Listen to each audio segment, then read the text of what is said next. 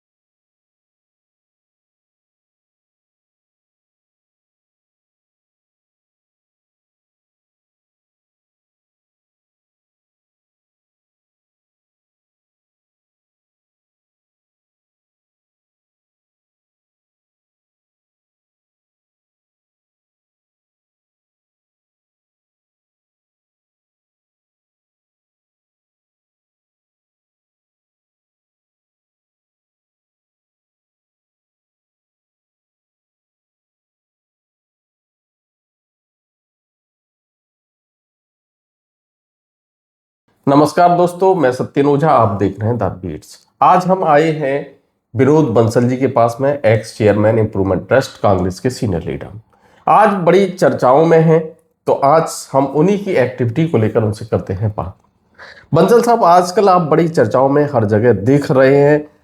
आपका appreciation level भी बहुत तेजी से बढ़ रहा है, सोशल मीडिया पर आप छाए हुए, क्या वजह है? इस तो पहला कि मैं गलबात शुरू करा, मैं सब तो पहला मैं बाबा साहब अंबेडकर दे कल जिहड़ी जयंती है उसकी बहुत बहुत ਵਧਾਈ ਦਿੰਦਾ ਤੇ ਫਖਰ ਮਹਿਸੂਸ ਕਰਦਾ ਕਿ ਸਾਡੇ ਲੋਕ ਰਾਜ ਨੂੰ ਮਜ਼ਬੂਤ ਕਰਨ ਦੇ ਵਿੱਚ ਉਹਨਾਂ ਦਾ ਬਹੁਤ ਹੱਥ ਰਿਹਾ। ਜਿੱਥੇ ਤੱਕ ਤੁਹਾਡੇ ਸਵਾਲ ਦਾ ਜਵਾਬ ਹੈ ਕਿ ਮੈਂ ਸੋਸ਼ਲ ਮੀਡੀਆ ਤੇ ਬਹੁਤ ਛਾਇਆ ਹੋਇਆ, ਮੈਂ ਤੁਹਾਡੀ ਗੱਲ ਨੂੰ ਅੱਗੇ ਵਧਾਉਣਾ ਕਿ ਮੈਂ ਸੋਸ਼ਲ ਮੀਡੀਆ ਤੇ ਨਹੀਂ ਛਾਇਆ ਦਾ, ਮੈਂ ਤਾਂ ਪ੍ਰੈਕਟੀਕਲੀ ਆਪਣਾ ਕੰਮ ਕਰਦਾ, पार्टी की सेवा करदा, लोगों की सेवा करने का जज्बा रखदा। सोशल मीडिया ते जिन्ना को कोई दोस्त मित्र या कोई मेरे साथी अपलोड कर देंगे मेरी फेसबुक तो ठीक है, लेकिन मेरी प्रायोरिटी जिहड़ी है वो काम करना है। अगर फेसबुक ते उस काम की चर्चा हो रही है तो मैनू बड़ी खुशी महसूस हो रही है। बंसल साहब, अभी आपने कहा कि फेसबुक पर चर्चा की बात, आपकी एक पोस्ट थी, उसको लेके कुछ कमेंट आई, नेगेटिव कमेंट आई, लेकिन आपने उसका कोई उत्तर नहीं दिया, कोई प्रतिक्रिया व्यक्त नहीं की। इसकी भी लोग चर्चा करते हैं कि देखिए बंसल साहब कभी नेगेटिव बात नहीं करते। केड़ी पोस्ट थी तुसी गल? एक पोस्ट आई थी कि मोगा से एक उम्मीदवार बनने जा रहे हैं विनोद बंसल जी, तो उस पर देखो ऐसा है, इलेक्शन लड़ने का, टिकट मांगने का हर पार्टी में हर बंदे को अधिकार है। अगर कोई बंदा मान लो मेरा नाम आ गया, किसी को कोई इतराज हो गया, तकलीफ हो गई, तो किसी ने कोई नेगेटिव कमेंट डलवा दिए, तो उनकी जो बुरी सोच है या गलत सोच है, या मैं उसको बोलूँ कि उनकी कमज़ोर सोच है, वो हो सकती है। टिकट मांगना हमारा अधिकार है, जो टिकट देना वो पार्टी का प्रेरोगेटिव है, और जताना जो है एमएलए बनाना वो लोगों का प्रेरोगेटिव है। मैंने पहले भी बोला था कि हम तो पहले भी कभी जब भी कोई टिकट की बात आई है हम अपने एफर्ट्स करते रहे हैं। पार्टी ने हमें नहीं निवाजा तो हमने फिर भी सेवा की पार्टी की। आपने अभी बात की बाबा साहब अंबेडकर जी की, तो उनकी अगर पॉलिटिक्स की बात करें, संविधान की बात करें, तो बाबा साहब ने जो संविधान बनाया था या जो संविधान में जो अधिकार दिए थे, तो एक राजनीतिक विचारों की लड़ाई हुआ करती थी। आज पर्सनल लड़ाई हो गई है, और देखा है कि जो एक जनप्रतिनिधि है पहले संगठन के कंट्रोल में हुआ करते थे, लेकिन आज वो व्यक्तिगत प्रचार करने में जुटे हैं, संगठन पीछे रह गया है। जबकि आप उसी 80 की राजनीति को आगे लेकर चल रहे हैं कि संगठन को आगे लेकर चल रहे हो। संगठन से बड़ा कोई नहीं होता, पार्टी बड़ी होती है। पार्टी की छत्रछाया में भी बंदा बड़ा होता है। कई बार क्या होता है कि पार्टी में हमें ओहदे मिल जाते हैं या किसी को पार्टी की टिकट मिल जाती है, तो क्या होता है कि बंदा ये सोचता है कि इतने लोग मेरे साथ लग गए, उसको ये गलत फहमी हो जाती है कि लोग मेरे साथ नहीं पार्टी के साथ थे। और कई लोगों ने जिन्होंने पार्टी से टिकट ले ली और उसके बाद गुणगान अपना ही किया, तो वो तो सफल नहीं हो सके।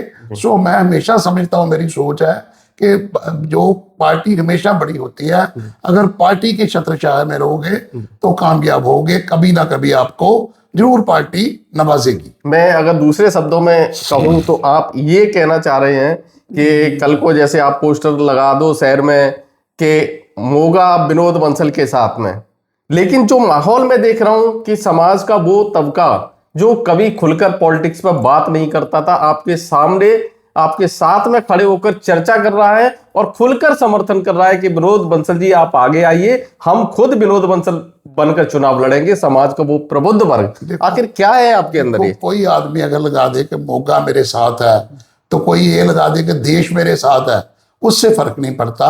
उस हलके के लोग आपको कितना चाहते हैं, उनकी आप में विश्वास कितना है। बात ये होती है कि जब आपकी गैर हाजिरी में कोई चर्चा होती है तो लोग आपके बारे में क्या ख्याल रखते हैं। मेरे कहने से कि मोगा मेरे साथ है फर्क नहीं पड़ता। ये कोई मतलब पता नहीं आपको किसने बोल दिया कि मैंने कभी ऐसी बात कही है मोगा मेरे साथ है। आपने ये चर्चा नहीं की है, लेकिन मैं तो ये देख रहा हूं आमतौर पर जब भी कोई नेता है वो प्रचार करता है, अपना प्रचार करता है, वो ऐसा शो करता है कि पूरा शहर उसके लिए खड़ा हो गया है। जब मैं पहले आपको बोला है कि कई बारी कोई गलत प्रेजेंटेशन करके, कोई गलत सेवा सुवा की बातें करके लोग पार्टी में अपना नाम लेके टिकट ले लेते हैं, पर ये बात पक्की है कि लोग बहुत कुछ देखते हैं। सो अल्टीमेटली लोगों का दिल जीतना, लोगों में जगह बनानी, ये बहुत बड़ी बात होती है। खाली टिकट से कुछ नहीं बनता, उस लोगों में विश्वास पैदा करना पड़ता है। बिल्कुल वही चीज मैं देख रहा था। 2 दिन पहले की बात है, आप एक कार्यक्रम में थे।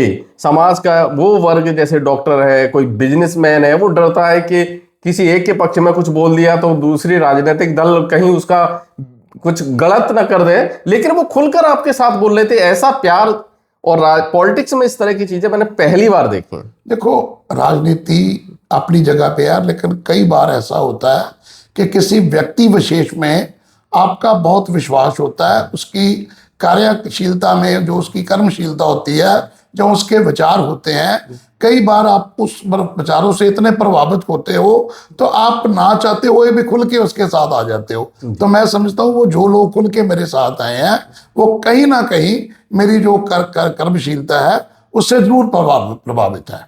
ऐसा क्या है जादू जो उनके अंदर आपने किया है, उनका दिल जीत लिया? अगर आपने उनका दिल जीत लिया तो मुझे लगता है कि मोगा के दिल में भी कहीं ना कहीं बसने लगे हो। क्योंकि जो आज मैं सोशल मीडिया का कुछ मैं एनालिसिस कर रहा था, उसमें आप तेजी से ग्रोथ कर रहे हो, जबकि आपसे बड़े दिग्गज नेता पड़े हुए हैं जो एमएलए भी रह चुके हैं, एमपी भी रह चुके हैं, लेकिन सोशल मीडिया पर ट्रेंड जो आपका है वो इस समय नंबर 1। मैं तो जी तनदेही से अपनी कर्मशीलता करता हूँ, अपने असूलों पे चलता हूँ।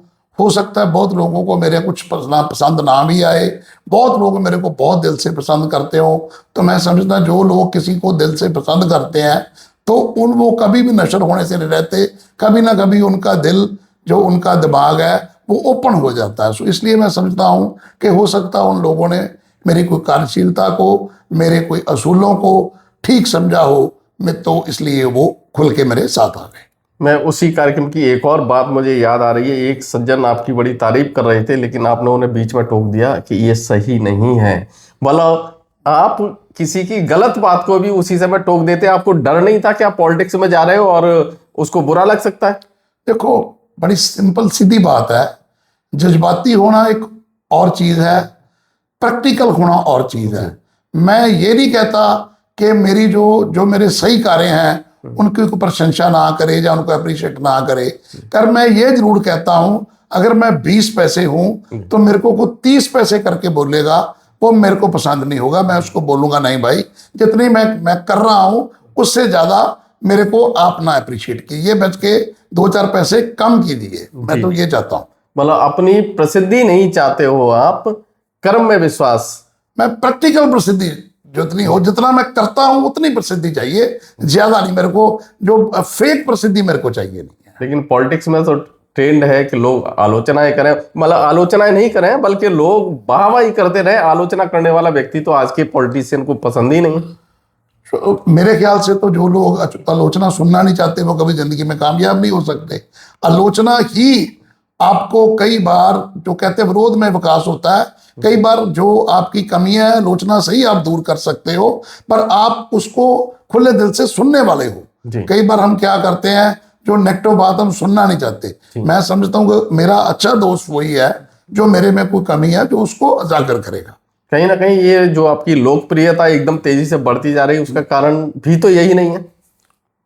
मैं तो समझता हूँ, मैं तो शुरू से ऐसा हूँ, हो सकता है कुछ लोगों को समझ आ पाई हो, ये मतलब मेरी जो लोकप्रियता, मैं तो समझता हूँ पहले शुरू से ऐसी है, तो जितनी भी है वो सफिशिएंट है। और इसके ज्यादा अगर कोई हो सकता है कि कई बार एक दीवे की लाइट से दूसरा दीवा जगता है, तीसरा जगता है, तो कई बार ऐसे माला बनती जाती है। हो सकता है कुछ दोस्तों ने मेरे लिए एक अच्छा जो खुंड चर्चा होती है उसमें प्रचार किया हो, तो ज्यादा लोगों का मेरे प्रति अभाव हो गया हो।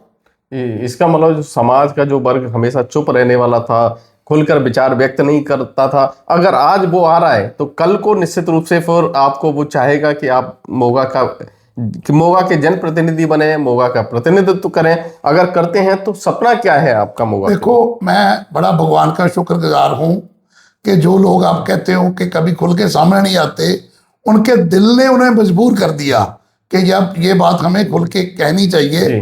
अगर वो मेरे को जो उनका सपना है अगर वो पूरा होता है तो आप क्या कह रहे को मैं क्या करूंगा मोगा के लिए, ये आपको वक्त बताएगा।